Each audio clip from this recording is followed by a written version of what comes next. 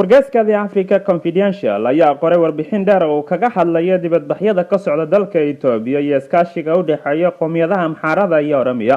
wargeyska ayaa warbixintiisa ku bilaabay carqabada adeeg ee soo wajahday dowladda dhexe ee Itoobiya oo aan dhicin 20kii sano ee la soo dhaafay marka la fiiriyo dibadbaxyada ka socda goboladani. dadweynaha goboladani waxay si nabadgelyo u muujiyeen dareenkooda iyadoo ay muuqatay iskaashi u dhaxeeya labada bulsho oo ah kuwan ugu awooda badan guud ahaanba dadka ku dhaqan dalkaasi. waxayna si wada jir uga cabanayeen qowmiyadda Tigreega oo isku ballaarisay xukunka dalka isla mar ahaantaana la wareegtay talada dalka iyo dhaqaalaha tan iyo intii ay xukunka qabsatay jabhadda TPLF. sidoo kale TPLF waxa ay xabsiga dhigtay cid waliba oo ka hadasha cadaalad darrada iyo xadgudubyada ka dhacay dalka muddadii ay xukunka haysteen, iyadoo ay xabsiyada dalka buux dhaafiyeen kumanaan qof oo u xidhan arrimo siyaasadeed. waxaana dadkan ka mid ah suxufiyiin, ganacsato, aqoon-yahan iyo saraakiil ka tirsan xisbiyada mucaaradka ee dalka Itoobiya. TPLF ayaa doonaysa inay meesha ka saarto cid waliba oo ay u aragto inay halis ku tahay nidaamka jira ee dowladnimo. waa arrin muhiima marka aad fiiriso sida ay dibadbaxyadani ku bilowdeen iyo qorshaha hufan ee labada dhan isku kaashanayaan. mana aha wax sahlan oo ay dowladdu sida ay doonaysa ka yeeli karto, xataa haddii ay adeegsato awood ciidan iyo in la maquuniyo bulshada labada gobol oo lafdhabar u ah dadka reer Itoobiya. ciidamada ammaanku waxa ay toogasho ku dileen ugu yaraan 500 oo ka mid ah dadka dibadbaxayay, kuwaasi oo u badnaa qowmiyadda Oromada, balse taasi waxa ay noqotay mid xaaladda uga sii dartay. tusaale ahaan dadka magaalada caasimada u ah qowmiyadda Xabashida ee Bahridar waxay si nabadgelyo isugu soo baxeen inay muujiyaan dareenkooda iyo sida aysan ugu qanacsanayn maamulka dhexe ee Addis Ababa. waxaase muuqatay inay ciidamada ammaanku rasaas ku fureen iyadoo ay naftooda ku waayeen kumanaan qof oo shacab ah oo aan waxba galabsan. dilka lagu filiyay dadka shacabka waxa uu ahaa mid meelo kala duwan ka dhacay, waxaana xabsiyada la dhigay kumanaan qof oo rayid ah kuwaasi oo aan laga warhaynin halka ay ku sugan yihiin gaari iyo nolol.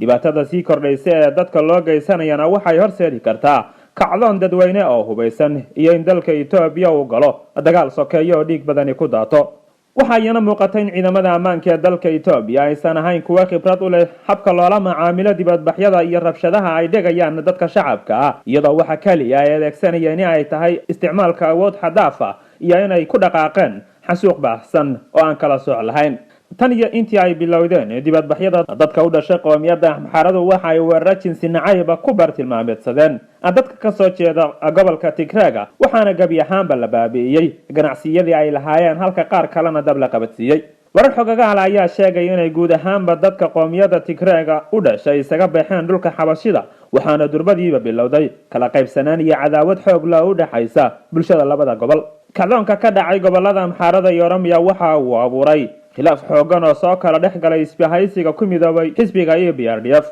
waxaana muuqata sida loogu kala aragti duwan yahay qalalaasaha dalkaasi ka taagan. labada xisbi ee ugu awooda badan isbahaysiga EPRDF ee NDM iyo TPLF waxaa soo kala dhex galay khilaaf muuqda iyo is-aamin darro halis ku ah ammaanka iyo jiritaanka dalka Itoobiya. saraakiisha TPLF ayaa iyagu ku doodaya in siyaasiyiinta qowmiyadda Axmaaradu dabada ka riixayaan falalka isirnacaybka ku dhisan iyo qulqulatooyinka ka dhacay magaalada Gondar iyo nawaaxigeeda, iyadoo kooxaha taageera TPLF oo ay ka mid yihiin Soomaalida, Gambeelaha iyo Canfartu ay qabaan aragti la mid ah tan TPLF. warbixinta ayaa lagu yiri marka aad fiiriso awoodda qowmiyadda Amxaaradu ma aha mid sahlan oo la dhayalsan karo, waxaana inta badan taariikhda dalka ku xusan inay yihiin kuwa ugu awooda badan dalkana soo xukuma isla mar ahaantaana gacanta ku hayay dhaqaalaha iyo hay'adaha muhiimka ah ee dalkaasi Itoobiya.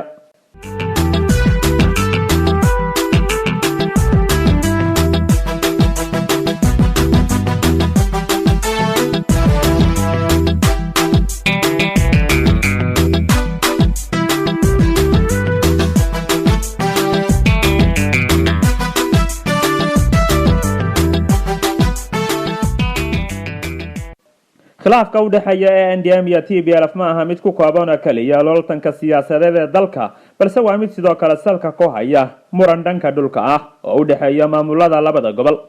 qowmiyadda Tigreega iyo kuwa u sacabatuma ayaa iyagu ku doodaya in Tigreegu leeyihiin magaalada Gondar iyo nawaaxigeeda oo ah dhul istiraatiiji ah oo dadka ku dhaqani inta badan ku hadlaan afka Tigreega, halka saraakiisha Xabashidu si weyn uga soo horjeedaan sheegashadani. mushkiladda ugu weyn ee dalka ka jirta ayaa ah khilaafka u dhaxeeya xisbiga talada haya ka hor intii aysan kooxda TPLF talada la wareegin. Magaalada Gondar waxa ay ka mid ahayd dhulka qoomiyadda Xabashida inkastoo aysan weli jirin xad calaamadaysan oo u dhaxeeya labada gobol. Haddana TPLF waxa ay si weyn ugu howlan tahay sidii loo meel marin lahaa in Gondar ka mid noqoto kilalka Tigreega ee iyagu ka soo jeedaan.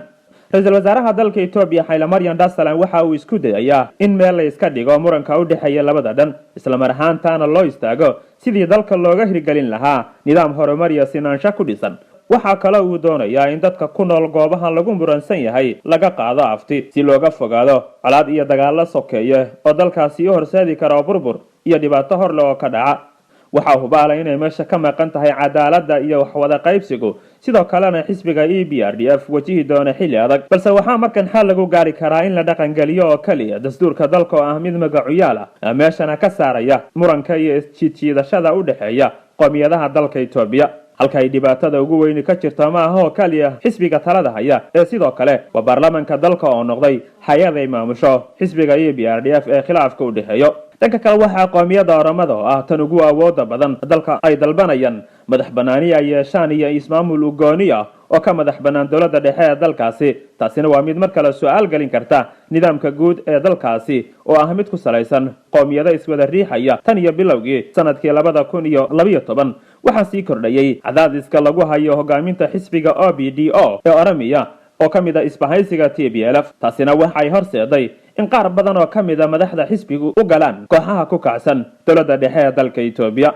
xisbiga EPRDF ayaa ah mid ay xubno ka yihiin dad kor u dhaafaya ilaa 6 milyan oo ruux balse marka aad u koorgasho qof waliba waxa uu ku sheegayaa inuusan ku qanacsanayn qorshaha xisbiga iyo dawladda dhexe toona sidoo kalena uu ku khasban yahay inuu ka mid noqdo taageerayaasha aan aqoonin halka uu ku dambeyn doono mustaqbalkoodu. waxaa markiiba ku soo baxaya in jiritaanka EPRDF yahay sida mid ka mid ah filimada quruxda badan ee ay dhigto shirkadda Hollywood ee laga leeyahay dalka Mareykanka. qorshaha xisbiga EPRDF ayaa u muuqda mid dusha ka qurux badan balse mugdi iyo rajo la'aan ka muuqato marka aad hoos ugu degato. waxa uu baalay inuu meesha ka maqan yahay Mala Zanaawi oo ahaa nin khibrad u lahaa qaabka loo xaliyay dhibaatooyinka noocan ah sidoo kalena ahaa nin ay awoodiisu gaarsiisan tahay guud ahaanba dalka Itoobiya. hogaamiyaha xisbiga NDM isla markaana ah ra'iisul wasaare ku-xigeenka dalka Itoobiya Demeke Mekonnen waa nin uu tababaray ra'iisul wasaare Mala Zanaawi sidoo kalena ma aha nin u dhiga nugul cabashada bulshada uu matalo iyadoo lagu xantay inuu kamid yahay dadka ay sida gaarka ah TPLF wax ugu soo dhiibto. marka laga hadlayo maamulada gobolada waxaan shaki ku jirin inuu saaxada banayn doono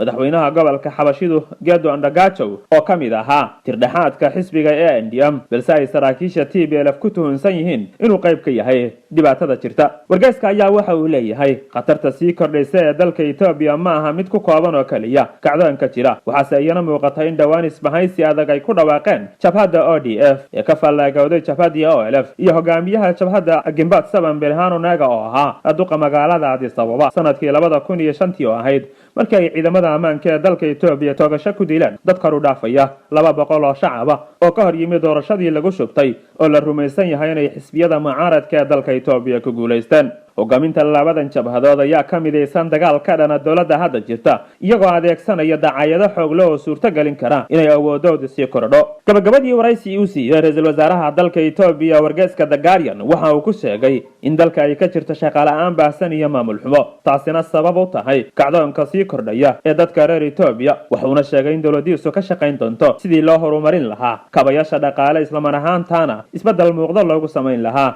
nidaamka dimuqraadiga iyo dawladda dhexe. hadalka ka soo yeeray ra'iisul wasaaraha dalka Itoobiya Haile Mariam Desalegn ayaa calaamad u ah sida aysan uga midaysnayn xisbiga EPRDF aragtida iyo hogaaminta dawladda wadankaasi Itoobiya.